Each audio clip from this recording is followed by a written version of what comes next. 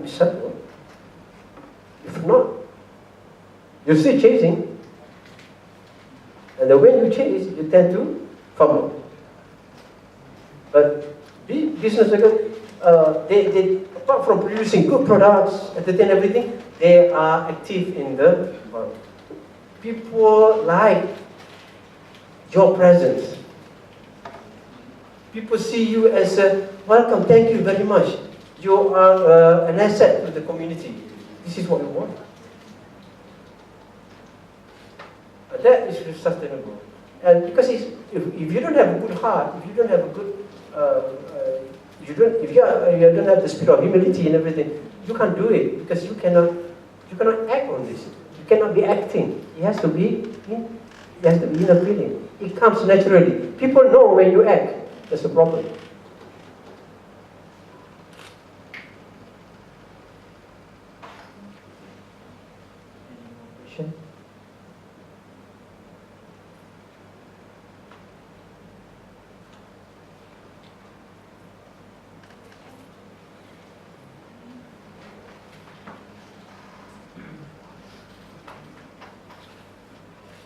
You talk about a project, going back to Sabah, and you also mention again that if you want to embark on a project and you don't have the money, you can go to people that is having access to money, then you now share the percentage so that the business can actually grow. I want to think that in that area, the corporate should have used the political means to liaise with government and also to look for the indigenous, the natives of Sabah, those people that come from that particular place, to draw them and make them part of the corporate so that they will be the frontier. They will be the frontier for the business, and the owner of the capital will stay at the back. So by then, the people in that locality will actually give more recognitions because that business is being fronted by a member of that locality. What about that idea? Your question, basically, what's the? I cannot get your questions. Is that a question or a comment? It's just an idea that would it not be better that for the corporate to use the natives, the natives of that particular place as a frontier in a business, so that the business can be well recognized by the people. Yeah, that's very true. In fact, a good modus operandi of a sustainable business is first use as much local content, just like wherever you go, local content or local resources. The place that I work, the power plant that I manage, only the one person, the station manager, is not from Kelantan. So in other words, 19 of the 20 are locals. Why not? Because we have the technology that is set running. It's a high-end technology. It's something that you can run by itself, basically. So all you need, if your requirements is only semi-skilled or less skillful people, then take it from the locals. Go to the polytechnics, go to the technical school, those dropouts or whatever it is. They become supervisors, they look, all you got to do is sometimes you got to read the meters on the hydraulic level, check the pipes, whether they are leaking or not. When the rain comes, you have to clean up and everything, you know. All unskillful people, then you can have the look. This no makes sense. In fact, it is more beneficial because it's cheaper. Their cost of living is so low that 1,000 is almost like 3,000 in Kuala Lumpur. So they can survive. In fact, they can live comfortably with that amount of money. So, agree with you, local people, local resources is the top priority in the business. Unless you cannot find somewhere else. Then, for the sake of the business, you have to find expertise. You have to find, what do you call it, foreigners. In fact, there were cases where there is a breakdown in the transformer and switchgear. We have to call the consultant or the manufacturer's representative to come over and look at it. We don't want to meddle with this product or this item because it's so sensitive, it's so high-tech. Leave it to them. We just project owners. We want to see things running. We pay for it. You know. Transfer of technology is good, but from the business sense, you have to be careful about that. You don't want to have a learning curve and then start messing around with the machines, and then we end up with 3 or 1 month or 2 months breakdown because of you. So really, we have to be careful. Sometimes we have to sacrifice on that, and for the sake of the business. But again, I fully agree with you that local people should be a priority as far in every aspect, not only workers, local contractors. Why we don't have to bring from Kuala Lumpur or from Penang to just do some survey on the transmission lines or on the pipelines, looking at it, because some local people can do it. So we have to emphasize on that. Yeah, it's true. So as again, we want to be seen as a contributor to the society. People know. If you start meddling with or bringing outside people for people that they have it, are you in trouble? In the big jungle out there, anything can happen. Anything is their place. It's not your place. Even though legally it's yours, but you are surrounded with them. You have to be nice to them. Be truthful. You cannot disregard them, saying that okay, you are not equipped to do this job. You don't have the qualification. You have to be honest. You have to be seen as doing or trying your best to bring them on board. Thank you. Thank you. Is there any last question? I just want to know about Bakun. What happened to Bakun? Okay. We're talking about Sabah, so why don't we talk about Sarawak? Very sensitive area, very interesting. I have my own personal view of that. I like to share with you.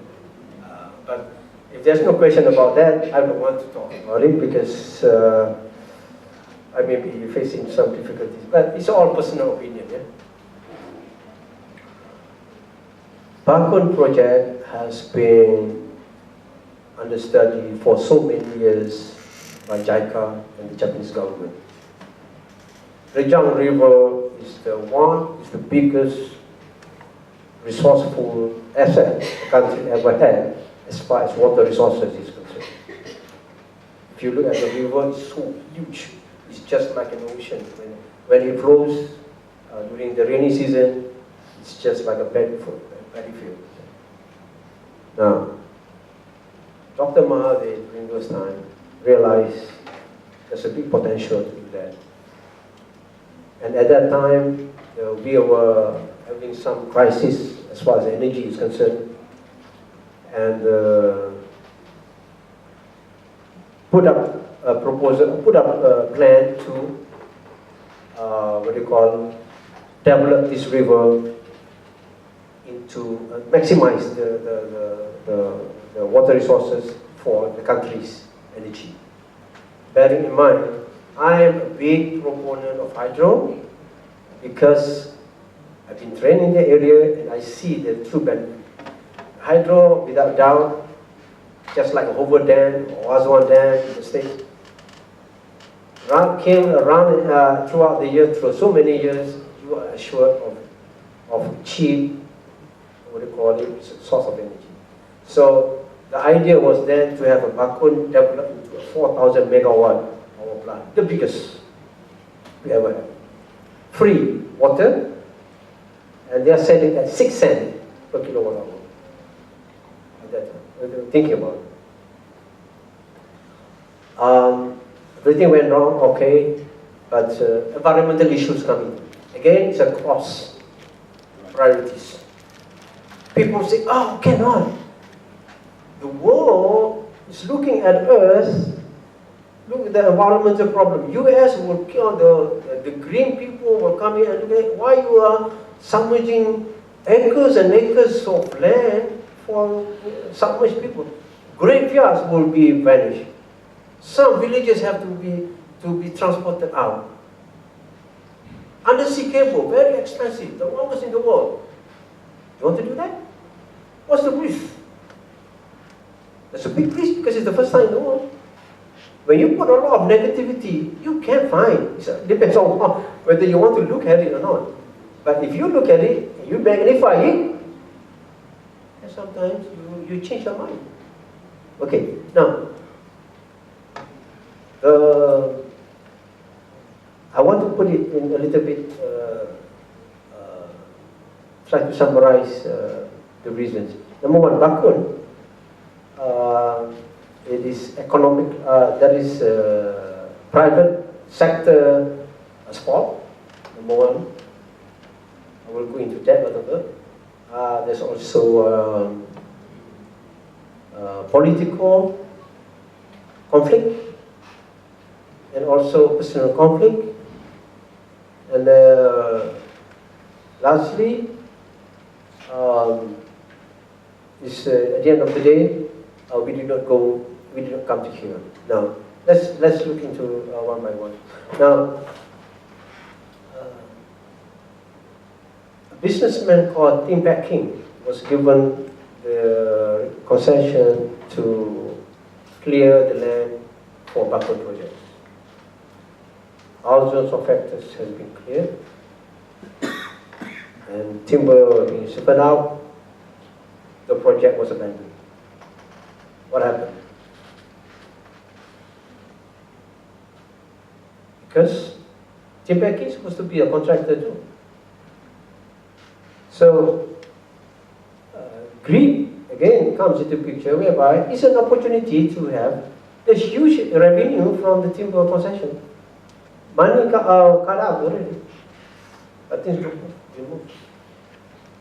Now, secondly,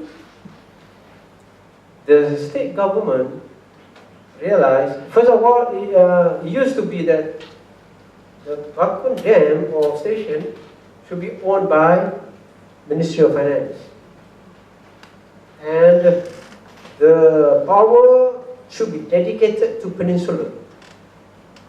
That means from the power station, it goes through transmission line and then through undersea cable and put it into Johor and spread into our national grid. It was well and good at that time. But then came change of mind, proposal made within the state government and also Sabah Electricity Company, SEC. That, oh no, it's our land. It's our land. It's our land and our water. So if the project wants to bring to Peninsula, you have to take it from us. Meaning, the Bakun project has to, transmit their electricity to the grid first, and belongs to state utility company. And from there, the Naga has to pay to buy from the state, SEC. Why? They want to make, I don't know, it's an obvious reason. there must be some profit in between, spread that they want to enjoy. But that differs from the original plan. The original plan was a dedicated power plant meant to serve the peninsula. But here now, so the cost has been deferred and everything. So again, things got slowed down, and then between SAC and Sabah Energy, and Sarawak Energy and Tenaga, some or other they did not come to term, and they decided, okay, we use Bakun for our own good, for our own. And this is funny because earlier on, Sarawak has never been short of electricity. Now suddenly you have 200 or 4,000 megawatt lying idle and searching for customers. What do? Now they have to search for customers. So the melting plant was searched for. And I don't know, from there I left still looking or whatever, but it's a case of having the electricity first against the customer, which is not normal. When in electricity industry or power industry, you have to serve the demand. You don't produce supply and then search for demand, which is different. But should that plan work as planned, then Peninsula would be the best place to consume that power. And we don't have to have continuous IPPs of gas turbine or coal fire plant to energize our electricity for our country, because those are expensive now and in the long term. Just rely on hydro. So again, where's the political? Sarawak, same. If you study, I'm not going to profess. I know a lot from Sarawak, but basically Sarawak is for Sarawakian. For example, you try and go into the business there, you know, and every businessman from Peninsula will tell you some stories about it. But again, it's a pity. Again, the ruling government is Barisan Nasional, has been supported by Sarawak and Sabah to stay in, not because of them. Maybe, sorry, I'm touching some areas which may, sensitive to some people here of their political inclination, but that is the reality. The reality is, if you are ruling government, and those people who support you, you have to give them back. And you tend to be flexible with them. You look now how many ministers are coming from Sabah and Sarawak. I mean, it's fair. Nothing wrong with it. But then, does it mean that they are smarter than the Peninsula people? Not necessarily. But you don't need to be perhaps very, very smart. Because at the end of the day, the running of the country is based on the bureaucrats, the KPs of the ministries, the professionals, the engineers, the valuers, everything. They are running the country. So people, the leaders can come and go to me. But you have to listen to these people. But again, it's very, very sad that Bakun did not take off. And I, for the one, even though there's a lot of controversial behind it, I'm a big proponent, I'm a big supporter of that project coming to the country. And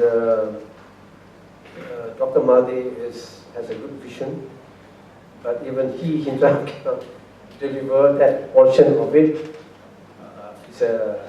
For industry, it's a sad situation. So also during contrary to that, the advent of the introduction of IPPs in the country also is a historical event too. But again, we have to rely on private producers to invest. So at least we are assured of the electricity that we have.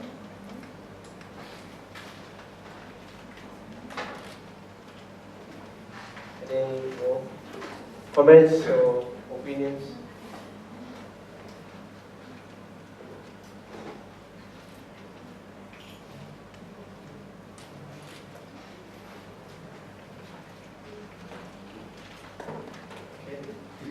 Thank you very much. It's been very interesting audience and good participation. I hope I will not offend anything, anybody. All comes from my heart that I believe in what I do and what I see as a future for the country. And renewable business, sustainable business is the way to go. It's the future of our country, it's the energy future of our country. Anyway, countries like Scandinavian countries, even though they don't have, they rely a lot on hydro. During winter time, they turn on a gas power plant. Scandinavian countries, 60 or 70% run on hydro. They are four-season countries. Yeah. And what happened to Malaysia? What happened to where we got rains almost every day or every week? 1 week we never. That's something that we need to ponder. And I'm glad government through Sustainable Renewable Development Authority, SEDA, has come to term, and it is during this regime that the government showed great interest. They introduce feed-in tariff, they provide tax incentive, they even give a special scheme for renewable energy scheme. Everything is for it. So congratulations for that. And we as a player welcome that, and we hope more and more players. Small energy, one thing for sure is that, one thing good about RE Act, this Renewable Energy Act, is Tenaga Nasional cannot own majority shares in these projects. It is meant for SMEs. If Tenaga Nasional wants to participate, they have to be minority shareholder. You cannot be a majority and start taking all the projects for themselves. No. There is a social obligation from part of the government to see that SMEs comes out and run the show, not just GLCs and corporate. Okay, thank you very much. Okay. Assalamualaikum. Thank you so much, Zawawi, for sharing your thoughts with us on sustainable business and for a very interactive session for Q&A. So again, ladies and gentlemen, please give him a round of applause. Before that, let me invite Ms. Padmini, our Deputy Registrar, to hand over souvenir to our speaker. Please.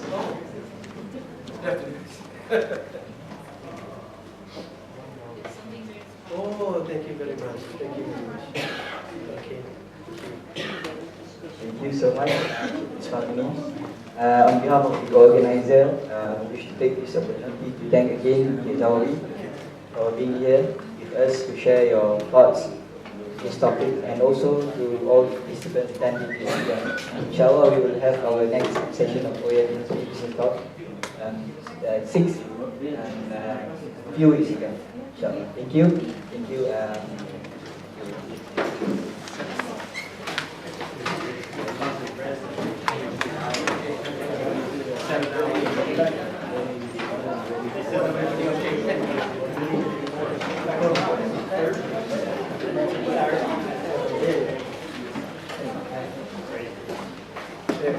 Okay. Thank you very much. Quite enjoyed. Oh, thank you. You're from? Palestine. Wow. Yes, welcome. How many years already you've been here? Wow. Wow. Oh, sir. So you're from? Ah. Good, everything is good. Beautiful. Hello sir, how are you? Bro, how are you, bro?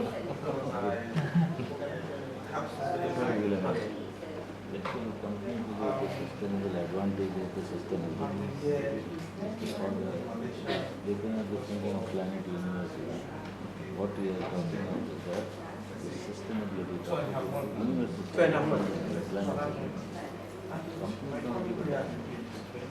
PhD student. I think I do not do anything. So that is not the factor. You know, They're telling us to yes, use yes, this. yes, yes, yes. Okay, Yeah. you apply.